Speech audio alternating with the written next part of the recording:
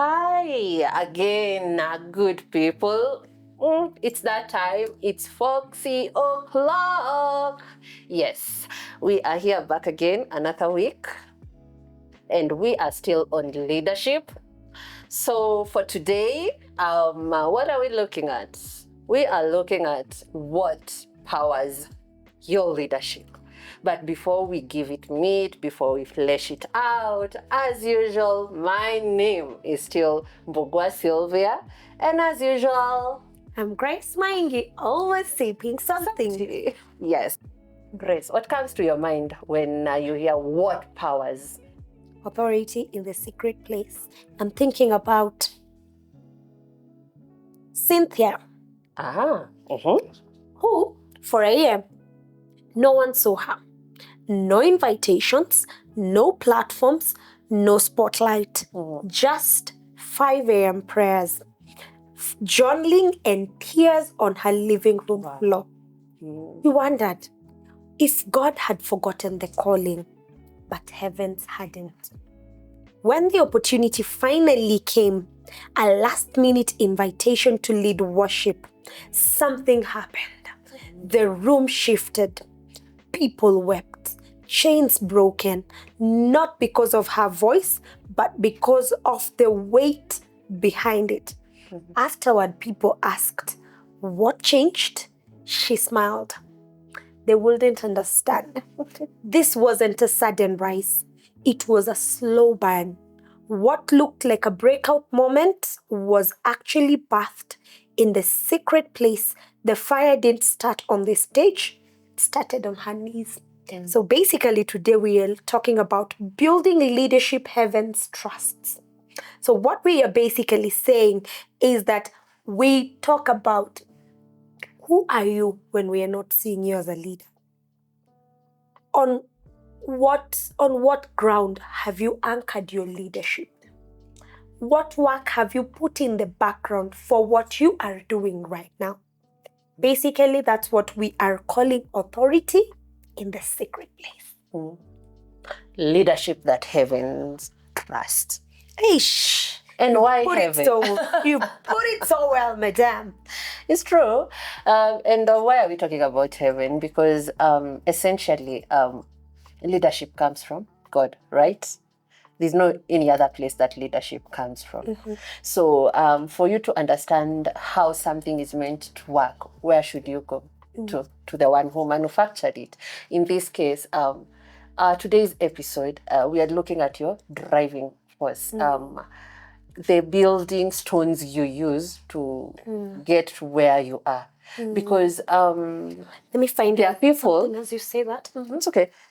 There are people who live in the deception of thinking their charisma, their personality is what will sustain them. And usually, most of the times, these people will always fall down with such a big bang. So what maintains you there is the character that you have. And where is this character built? It is built in the place of prayer. It is built in those moments that we do not see. You remember the process that we were talking about. So you don't get to skip a class ever. And this is what we always say. Anything, if your leadership was birthed from a place of prayer, the only way to maintain it is through prayer. You can never abandon the tools or the means that you used to get to a place of position or a position of influence. Because if it's corruption, then your money will forever have to speak for you. So going back to that place of what powers your leadership. Authority. Secret place. Authority. So it's your secret place that will give you that authority, that gives you confidence to move in. And if you miss it, then we will see it eventually. You crack under pressure. Yep. Or you go, instead of leading people, you end up hurting people. Because you do not even understand how you are meant to lead. And the only person who gives, who depicts really what we are trying to talk about today, we can begin with Jesus himself. How many times did he keep retreating Yeah. to a place of seeking God? Because that's the wisest thing you can ever do in anything you do, in anything you want to implement or people you want to give a direction in a particular way. Please make sure you have heard God. Make sure you retreated. Come from a place of instruction and direction. Because if you don't do that, as we said in before episodes, when it gets hard, we like the pop, we like the we like the pop and color, we love the applauses, we love the well done, good and faithful servant, but we don't like the work. We don't like putting in the work. We want to be like Dunsin. I want to be like Pastor Nathaniel Bassi.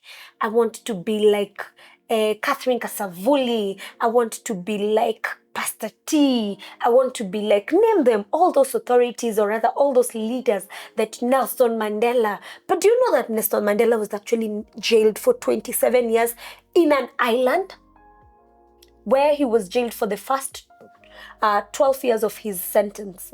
Like, I am just imagining the things maybe this is a mangi. Give me the mantle, yeah, Apostle T. Give me the you're mantle. careful. Yeah. You don't know the price he has paid. Let me tell you, I stopped praying those prayers that give me, I want to be like sister. I want to be like Catherine, because I don't know the prices such great generals paid to be where they are. You're there saying you want the grace of Catherine Kuhlman. Can you handle the shame she went through for stealing someone else's husband? You want Sijui the grace of Sijui who and who. Can you handle half the pressure they handle? Can you handle half the things they have gone through? Can you handle half the whatever you're asking? Can you handle it? Because that's what authority in the secret place is. Do not be very quick to say, I want to be like Pastor so-and-so, or I want to be like so-and-so, or I want to be like, without understanding the price it is you need to pay. There is a price to pay. You need to work hard. You need to work for it. You need to show up daily. They will tell you that before they got those mega churches, they showed up for a year with 12 members. And they still preached like Jesus was coming the following day, and they still preached as if they was preaching to a mega church of 200 plus people. I like it. I like it. I like it. There's that place of can you do this thing for an audience of one, or must it always be for an audience of crowds? You know, the people who call in, wamefika watu wangapi? How many are there? Are you able to deliver everything for a small crowd before you're entrusted with multitudes? I'm thinking of those upcoming musicians, the wannabes. Alafu anakuja na protocol wawili. Uko like, you're just upcoming. Ukikuwa Pastor Nathaniel Bassi utatufanyia nini? An entourage with multiple. Ameingia na entourage na don't touch, those trousers that don't touch my shoes that are tight. Ziko tight hivi na ziko tight inside. Alafu amevaa kasuti fulani alibaisi. I'm not singilili mtu. I'm just and then you are there, or you have 3 protocol and security, and they are paving way for you. I'm not saying those things are bad. Get me right. I'm not saying they're bad. But I'm just thinking, where is your heart at? Are you looking for the applauses? Are you looking for the clappings? Are you looking for the well done from people? Or you are actually working because you're working for the Lord? She has said something that Mom Jane keeps saying. Jenna Lair says that worship is for the audience of one. You're not there to do, tusikie uko na rant sijui ngapi, but you are there to lead people. You have a purpose. The leadership position you have has a purpose to it, and I can tell you being famous is not one of them. It's just one of the aftermath. I was looking for something to show you. Yeah. But anyway, as you're looking for it, going back to what powers your leadership, and that question of sacrifice, that question of paying the price, you realize depending on the position, the place that you've been placed, the place where you've been positioned to lead, it comes with different kind of demands. So my question becomes, before you step up, remember the place of offer and acceptance. It has been offered and you've accepted it. So as you're taking up this position, have you done your research? Do you know what it takes? And are you prepared to do what it takes? Because say, for example, now you've brought up Mam Jane Alert. For you to be a worship leader, do you realize what it takes? That it will take a lot of prayers. Yeah. Long hours laboring in prayers. Do you know it will take long periods of fasting? Do you know it will take a lot of interactions with scriptures? Or you think that being a worship leader is about vocals and sounding nice? So, and that comes in almost every other area of influence. It comes with a certain dictate that for you to excel here, you have to do 1, 2, 3, 4. For you to become good at something, you must take out time to study. You know, there are people who will never study. The people will never want to know what has been happening, what are the gaps, what has been making this thing not work. Because if you don't take time to understand, say for example, again, group of schools. Takwambia group of schools ni nani one day. Hey, Sharade Bosha. Yeah, I have this friend. I love making, calling him group of schools because legit he's a well of wisdom in his own. And we were having a conversation and he was like telling me for him to operate in his area of calling and gifting, he requires to understand the level of deception that is happening in a certain area. And for you to understand deception, knowing deception is something that is quite close to what truth is, it will take time. It will take a lot of intentionality for you to dig deep. So are you willing to take that time?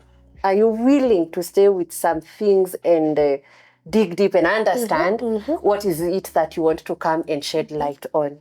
Or you just want to eyeball it, show up one day and start speaking out of nowhere and don't even understand what you're addressing. So in this place of leadership, coming from a place of authority, labors, are you a willing laborer? Or you just want to? For Cynthia, your story today, for Cynthia to get to a place where she stood and heaven came down, heaven fell, she labored. It was not a coincidence. It was not an accident, no. And carry on. For people to show up big the way you think they have, that you desire so much, they have put in the work. They have cried.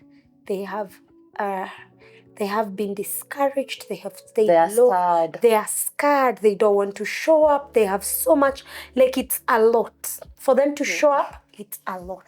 I think you're saying that they don't want to show up, and I've just remembered Jesus during the time of crucifixion. You know, he got to a place and he's like, everyone likes Jesus when he's the Messiah, when we are saying he's the Son of God. But would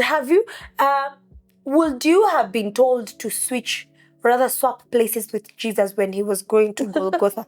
Would you have think about it? And you know, it was weighty for him, because for him to get to a place where he's like, take away this cup from me, if it is your will. But then again, the cup is not taken away. So are you prepared to be that submissive? Are you prepared to pay such heavy prices? Because there are places we get to, and especially anytime I've realized, anytime you're moving from one level to a higher level, you will be stretched. You will be tested. You will feel like this is too much than I can handle. In fact, your speech in those moments are like, I want to step down. This is too much for me. You know, I think my season is up. Yeah, your season for that level is up, but next level will require more from you. Exactly. And I'm just thinking, and as I wanted to say, and as I wind down my thoughts, I've gotten what I wanted. I just want to read this because it's something inspired by the book of Matthew 6:6, 1 Samuel chapter 16 verse 7, Luke chapter 4 verse 1 to 14. Heaven crowns what is born in the shadows. Wow. The fire that falls in public answers the altar built in private.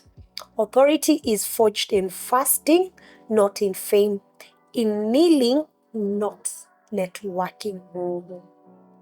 I feel like I don't even want to add anything on top of that. No, I love that last part. It's Authority kneeling. is forged in kneeling, not networking. So don't think that because you know Apostle Flani or you know Minister so-and-so or you know boss or you know director so-and-so, it gives you any stakes. Authority is formed on your knees. That's where I leave my 2 cents. I love that. Wind up for us. That your success is dictated by the distance between your knees and the ground. Eish, my Lord. Sorry. I tell you. Wise woman. You know, a group of schools was again telling me other day that his approach to things is he loves laboring, you know, like working on himself so much so, such that the light that he keeps illuminating is what will attract the results and the people to him. And I think that is it. If you want to excel, if you want to blow up big, labor more. Yeah. Intensify on what you're doing in yourself and around you.